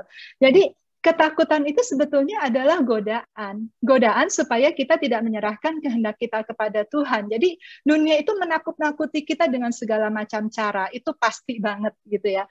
Jadi dunia itu akan menakut-nakuti, udahlah jadi orang nggak usah suci-suci banget, nanti nggak banyak temen loh gitu. Itu pikiran-pikiran duniawi kan. Aduh, siang begini ngapain ikut PDKKIHS? Kamu mikir nggak sih pandemi COVID gini tuh perlu tidur, jadi harusnya untuk jaga kesehatan, waktu yang berharga ini lebih baik dipakai untuk tidur gitu. Nah, itu kan godaan juga gitu ya. Nah, jadi selalu bikin kita takut gitu loh, karena situasi dunia, karena nilai-nilai dunia itu seringkali bertentangan dengan nilai-nilai surgawi. Nah, kan itu kita perlu percaya gitu. Jangan mudah dihanyutkan oleh godaan-godaan dunia. Karena semua nilai-nilai dunia dan godaan-godaan dunia itu seringkali masuk akal juga ya gitu ya. Akhirnya kita goncang kalau kita tidak beriman. Makanya tetap harus percaya Tuhan mencintai kita dan apapun yang Tuhan inginkan bagi kita pasti yang terbaik. Begitu. Baik, terima kasih Suster. Ya. Masih ada lagi ya Suster? Dari Christine itu. Mary Lucia ya. Yang minta lagi, sekali lagi contoh gustos dan contentos, Suster. Dikasih contoh lagi, mungkin kurang jelas tadi. Ada bisa kasih contoh lagi nggak, Suster? Oke. Dan kasih contoh lagi. Ya. Kalau contoh kontentos dan gustos ya. Jadi begini, kita perlu ingat aja pokoknya kontentos itu masih ada aktivitas manusia. Kalau gustos itu dari Allah. Jadi levelnya kontentos dulu, baru gustos begitu. Nah, contohnya kontentos itu misalnya begini. Misalnya apa ya? Misalnya kita lagi hujan deras nih ya, lagi hujan deras, kita lagi jalan, lagi ada di luar, lalu hujan turun deras sekali. Nah, syukurnya kita bawa jas hujan, jadi kita pakai jas hujan begitu. Terus tahu-tahu kita ketemu sama orang yang kelihatannya sudah tua, sakit-sakitan, batuk-batuk begitu ya, dan dia tidak punya jas hujan, tidak punya payung. Lalu akhirnya kita berkorban, kita berikan jas hujan kita untuk dia, begitu. Sehingga akhirnya kita basah kuyup, lalu pulang ke rumah, kita yang batuk-batuk, kita yang pilek gitu. Tapi walaupun kita batuk, kita pilek, kita bahagia. Kenapa bahagia? Karena kita sudah melakukan suatu kebajikan, begitu ya. Kita sudah berkorban memberikan yang kita miliki untuk orang lain. Nah, kebahagiaan itu disebut kontentos, ada kepuasan, begitu. Yang terjadi karena usaha kita. Nah, kalau misalnya kita rajin melakukan hal-hal seperti itu, begitu ya, tiba-tiba kita akan merasakan suatu kebahagiaan yang luar biasa walaupun kita tidak melakukan apa-apa. Nah, itu yang disebut gustos. Jadi seperti sumber air yang mengalir, seperti sumber air yang dijanjikan Yesus kepada kita bahwa dialah sumber air hidup, begitu, yaitu Roh Kudus. Jadi ketika kita hidup dalam bimbingan Roh Kudus terus-menerus mengamalkan banyak kebajikan, mempraktikkan banyak kebajikan, kita akan mengalami kebahagiaan gustos begitu. Walaupun kita sedang tidak melakukan apa-apa, begitu. Itu contohnya, contoh yang lain. Baik, terima kasih Suster. Kan ada lagi nggak, Bu? Masih ada satu lagi dari Christine. Christine ya, di mana ya tinggalnya? Bisa tolong bantu baca, Tuti? Oke, Suster boleh tanya, apa untuk masuk ke surga manusia harus melewati tahap ruangan yang ketujuh ini? Itu mesti tanya langsung sama Yesus ya. Oke. Sebetulnya begini, orang-orang kudus itu adalah orang-orang yang telah mencapai kekudusan ya. Jadi artinya seolah-olah mereka sudah naik ke puncak gunung, kemudian mereka turun lagi ngajak kita untuk jalan bareng-bareng naik ke puncak gunung. Nah, karena mereka sudah sampai puncak, jadi mereka tahu jalannya gitu ya, tahu jalannya dan kita tinggal ngikuti dia begitu. Nah, jadi kita bersyukur, kita puji Tuhan, Tuhan memberikan kepada kita banyak orang kudus yang mengajarkan kepada kita banyak jalan, begitu. Tetapi sebetulnya setiap orang itu punya jalan kekudusannya masing-masing. Nah, yang penting adalah kita berkembang dalam iman, harapan, dan kasih. Itulah yang membawa kita kepada keselamatan dan kekudusan. Nah, dan yang selalu ditekankan dalam kitab suci itu adalah cinta kasih. Artinya seolah-olah tuh kasarnya begini, kita boleh melupakan apa saja, yang penting jangan berhenti mencintai. Maka cinta kasih itu pasti akan menuntun kita sampai kepada Tuhan, karena Allah adalah kasih. Nah, jadi kalau kita belajar puri batin, itu hanya untuk kita bersyukur bahwa, ternyata jiwa ini bisa sampai kepada Tuhan. Itu menginspirasikan kita, memotivasi kita, membuat kita lebih jelas bahwa ada suatu jalan hidup rohani yang harus ditempuh. Tetapi jalan kita masing-masing pribadi bagaimana, itu adalah Roh Kudus yang berkarya di dalam diri kita masing-masing. Dan kita nggak usah menghafal seluruh ajaran orang kudus, nanti kita sakit kepala ya. Jadi apa saja boleh kita lupakan, yang penting jangan berhenti mencintai. Maka kita akan sampai kepada Tuhan.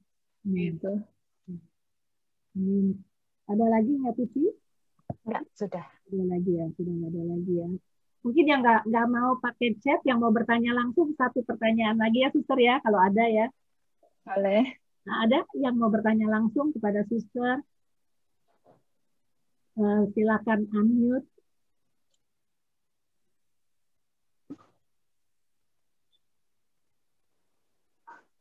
Suster. Ya. Ya, semoga masih ingat saya ya. Oh, ini temannya ini Bu Sisil.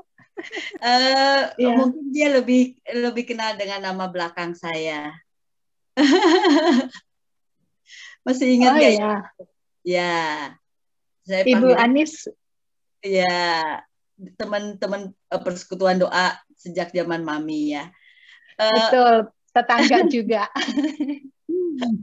Mungkin yang pengen saya tanyakan ini sekarang kan zamannya semua serba online ya. Jadi mungkin ada banyak lebih banyak godaan di mana misalnya pada saat misa online kan berbeda dengan kita misa offline ya gitu. Banyak teman-teman saya yang mengatakan, aduh saya semakin jauh ini sekarang sama Tuhan. Nah, kenapa? Ya iya, dia bilang gitu. Kalau saya misa aja saya bisa sambil selonjoran lah, sambil apa. Saya kaget dengan pernyataan itu ya gitu. Walaupun sampai saat ini saya berusaha untuk mengikuti misa secara online dengan cara yang sama dengan di gereja, tapi saya merasa sendiri begitu banyak memang hal-hal yang menjauhkan kita gitu ya gitu. Atau ada saat-saat di mana dulu saya setiap tahun bisa ikut retret untuk men-charge kembali gitu. Ya sekarang memang ada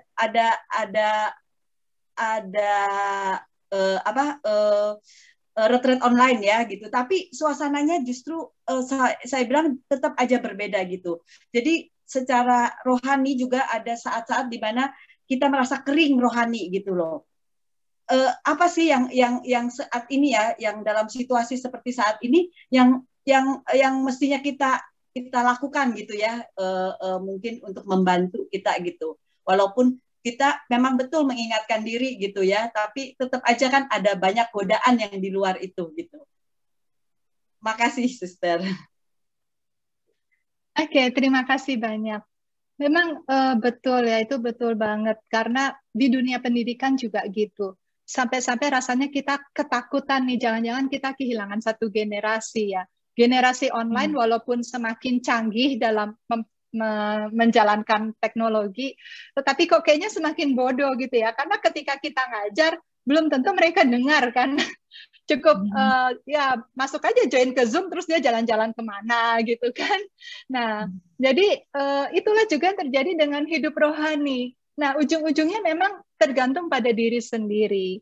Nah, kalau misalnya seperti tadi ya, kita mengalami godaan ini, harus berjuang itu, tetaplah setia. Minimal kita akan mengalami kontentos, begitu. Nah, kalau kita terus setia, maka kita akan mengalami gustos. Nah, ketika sudah mengalami gustos, maka walaupun rasanya kering, nggak ada suasana dan sebagainya, kita tetap akan happy, gitu ya. Jadi seolah-olah seperti batu karang yang betul-betul kokoh, itu melambangkan orang yang memang sudah betul-betul berakar di dalam Tuhan. Jadi sekalipun badai menerjang, walaupun ombaknya keras, anginnya keras, dia tetap kokoh begitu ya, tetap ada di situ. Jadi walaupun dunia ini terus menggoncang dia, internet, media sosial dan sebagainya, dia tetap tenang begitu ya ketika orang sudah mengalami gustos, sudah mengalami persatuan dengan Tuhan. Jadi hidup rohaninya itu tidak tergantung suasana gitu. Tidak tergantung ada pandemi atau tidak ada pandemi, tidak tergantung dia online atau offline, begitu. Tapi memang untuk mencapai ke situ, kita harus setia dulu untuk bertekun. Itu mau nggak mau, begitu. Ya sama kayak dunia pendidikan ya. Gimana dia bisa pintar kalau dia tidak betul-betul sungguh-sungguh mengikuti ya, gitu. Jadi kurang lebih seperti itu. Baik, terima kasih Suster untuk menjawab pertanyaan-pertanyaan juga. Mungkin sekarang kita boleh menutup juga ya Suster ya. Nanti kita akan foto bersama dulu. Setelah foto bersama akan ada pengumuman. Nanti minta Suster mendoakan kami semua, Suster. Oke. Ada yang mendoakan kami semua ya. Nah, ya Suster, untuk foto bersama, tolong teman-teman videonya semua. Videonya, kita mau foto bersama. Oke, ada 5 halaman ya. Jadi berikan senyum ya sampai saya bilang stop baru stop senyumnya. Halaman pertama 1, 2, 3. Halaman kedua, 1, 2, 3. Halaman ketiga, 1, 2, 3. Halaman keempat, 1, 2, 3. Ya, cuma 4 halaman. Silakan, Mari. Ya. Oke, baik, pengumuman ya, Suci. Siapa Sundari tolong ditayangkan. Pertama-tama, kami mengucapkan terima kasih, Suster, untuk kesediaannya membawakan pengajaran kepada kita semua. Sungguh sangat memberkati kami semua, Suster.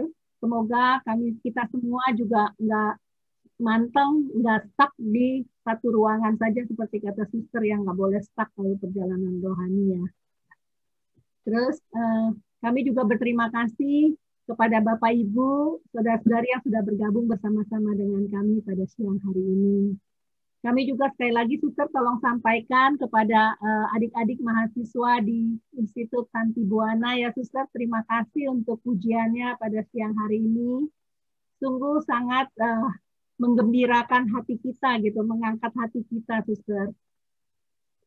Terus ini selanjutnya akan diadakan 2 minggu yang akan datang, yaitu pada hari Kamis tanggal 17 Juni. Jamnya sama 2.30 waktu Singapura. Waktu Indonesia berarti jam 1.30 bersama Romo Istimur Bayu Aji dengan tema Mengapa Ada Dosa Tak Terampuni. Bagi Bapak Ibu dan teman-teman yang ingin menerima undangan langsung dari kita, silakan menuliskan namanya dan nomor handphonenya, nanti kita akan kirimkan link dan undangan langsung ke handphone masing-masing ya. Oke.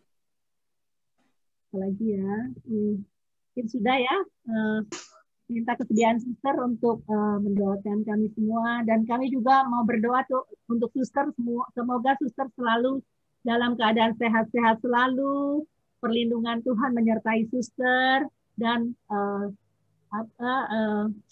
pewartaan Suster membawa jiwa-jiwa kepada Tuhan menjadi semakin bisa bertemu dengan Tuhan. Terima kasih Suster untuk sore hari ini, untuk berkat yang Suster berikan kepada kita semua. Baik, saudara-saudariku, marilah kita berdoa.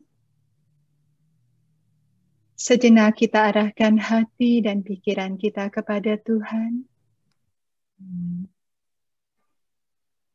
Ya Tuhan Yesus Kristus, kami bersyukur kepadamu, karena di tengah situasi yang sulit ini, Engkau terus hadir bagi kami, dan menyertai kami. Berikanlah kepada kami satu persatu rahmat-Mu yang membuat kami dapat semakin hari mencintai-Mu, sehingga kami kuat untuk menjalani kehidupan kami seperti apapun yang harus kami lewati. Biarlah demi cinta kepadamu, kami berani mengatakan tidak kepada segala sesuatu yang tidak berkenan kepadamu. Biarlah demi cinta kepadamu, kami bersedia untuk masuk dalam keheningan hati dan menyerahkan kehendak kami kepadamu. Saat ini ya Yesus, kami juga mohon berkat-Mu bagi seluruh anggota PD KKIHS, biarlah senantiasa dapat menjadi berkat bagi banyak orang. Berkatilah kami juga semua yang saat ini mengikuti acara ini. Biarlah kami dapat menjadi saluran kasih-Mu bagi siapapun yang kami jumpai. Dan biarlah Engkau memberkati mereka semua yang saat ini sakit, belum mendapatkan makanannya, dan membutuhkan jamahan kasih-Mu. Semua ini kami panjatkan dengan pengantaran Kristus Tuhan kami. Amin. Dalam nama Bapa dan Putra dan Roh Kudus. Amin. Ibu Mari masih di mute. Makasih, Suster. Ya, terima kasih Suster. Silakan unmute untuk menyapa dan berterima kasih kepada Suster. Silakan teman-teman. Terima kasih, Suster. Terima kasih, Terima kasih, Suster. Terima kasih, Suster. Terima kasih, Suster. Terima kasih, Suster. Terima kasih, Suster. Terima kasih banyak. Tuhan berkati. Lagi ya. Yes. Suster, manis sekali. Ya, terima kasih. Makasih, Suster. Terima kasih juga. Saya izin live ya. Ya, Terima kasih, Terima kasih. Suster. Terima kasih, Suster. Teman-teman jangan lupa ya tulis nama dan handphone di chat, nanti kita kirimin undangan langsung ke kalian. Terima kasih ya semuanya. Terima kasih semuanya, mari. Lagi ya dengan bersama Thank dengan you. Rama Bayu. Terima kasih untuk Terima kasih. Terima kasih. Saya live ya. Terima kasih. Terima kasih. Terima kasih. Thank you, Makasih, Marta. Mari. Tuti. Iya, Tante Jul. Kasih Tuti. Kasih, Tuti. Teman-teman semua. Ya, Tuti. Bu Yana. Thank you, Diana. Thank you. Thank you, Sampai Yun. Thank you, jumpa. Martina. 2 minggu lagi ya ketemu ya. Ingetin ya, Tuti. Siap. Makasih Pak Bu Susan. Yo, Meskipun nanti datang lagi ya. Ya, Bu Cecilia, Bu Martina, Bu Yana, Bu Yuk, Yosef. makasih sudah mengundang. Ya, kita ketemu Thank you, lagi 2 minggu Sisil. ya. Yuk. Juga tadi udah bertanya, thank you ya. Oh iya, udah bertanya juga. Itu tadi Mary Lucia itu Valen ya? Bukan, Lucy. beda dong. Oh, Lucy. Adanya si Susan. Bukan. Ada satu lagi tuh pertanyaan yang belum dijawab. Ada ya? Terakhir. Yang nanya buku ya, aku juga nggak lihat. Maaf deh kalau ada yang nggak kejawab pertanyaannya. Enggak, tadi Nanti udah ditanya. terakhir, sudah ditutup Terakhir. soalnya ada Oke. satu. Bapak Hieronymus. Oke. Thank you. Bagus ya. Iya, bagus. Bagus. Boleh satu jam, satu ruang, 1 jam lagi. Tadi aku pas lagi endapan kayaknya touch. Sama deh.